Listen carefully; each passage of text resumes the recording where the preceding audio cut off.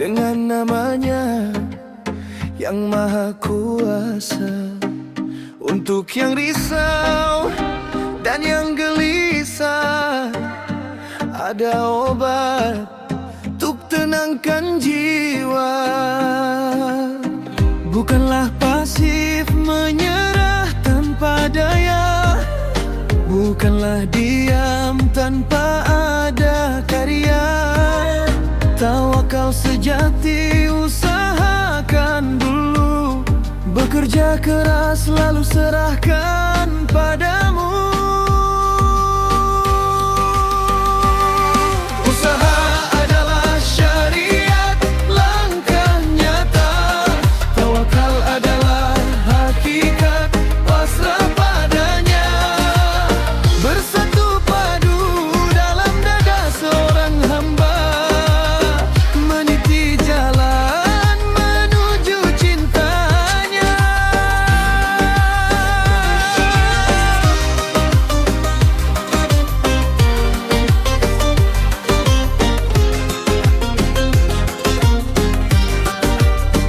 Dari tawakal, keikhlasan lahir.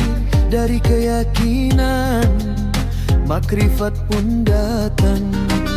Bersihkan hati dari khawatir dan tamak, hingga cahaya ilahi mulai tersingkap. Usaha adalah syariat, langkah nyata. Tawakal adalah hakikat, pasrah padanya.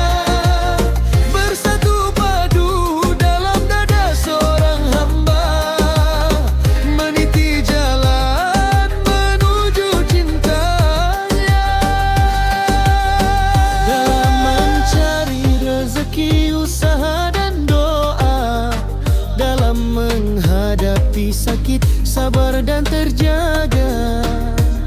Dalam menuntut ilmu, semangat tak padam. Lepaskan hasilnya hanya pada Allah, tempat berlabuh.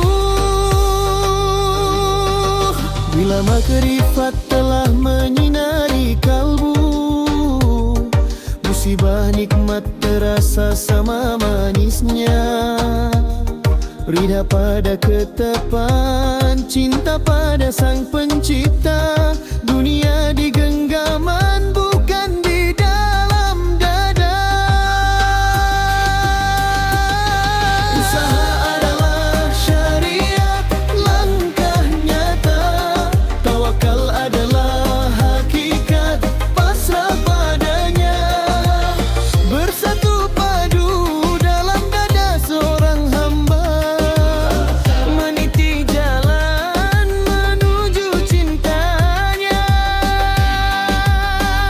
Wahai saudaraku, marilah kita mulai dari hal yang kecil dari hari ini.